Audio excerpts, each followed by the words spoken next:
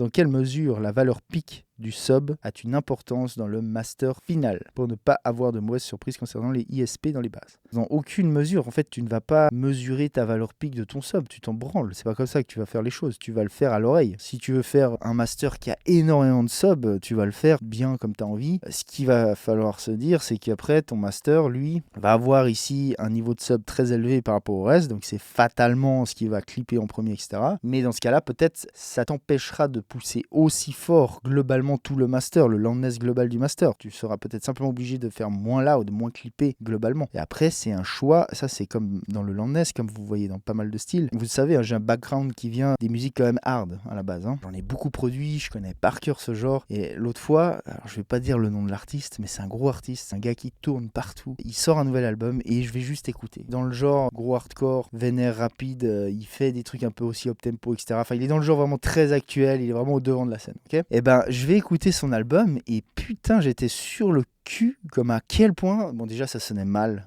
Globalement, techniquement, c'est une cata finie. Mais bref, à quel point il n'y avait pas de sub. Les subs étaient cutés de ouf. Aucune basse. C'est que dans les mids. Ça sonne super agressif. Enfin, tout sauf ce qu'on appellerait quelque chose qui sonne bien. Et pourquoi ? Parce qu'en fait, on peut voir ça comme ça. C'est-à-dire que vous voyez la ligne que vous voyez là. Le plus on pousse un master, comme si visuellement ici, le plus on faisait ça. Donc le plus on limite, on clip un master. On peut voir ça un peu comme si ici, cette ligne, on la rabaissait comme ça. Okay. Donc ce qui bouffe en premier évidemment c'est les basses. Et donc une solution quand on commence à vraiment clipper un master fort, les basses vont saturer en premier, ça va être très audible autour des basses, fatalement parce que c'est ce qui est le plus fort en niveau. Évidemment, si on cut les basses, c'est-à-dire si on enlève des basses, on va pouvoir pousser plus fort sans qu'on ait cette saturation dans les basses, mais par contre, on a globalement un niveau de basse vachement réduit par rapport à avant. Donc en fait, on a cette balance, on a cet échange qu'on peut faire entre le niveau de sub global et la satu que ça apporte. Donc le plus on pousse, le plus on cut les subs, le moins on aura de satu, mais le plus on va sonner petit, sans basse, que dans les mids, etc.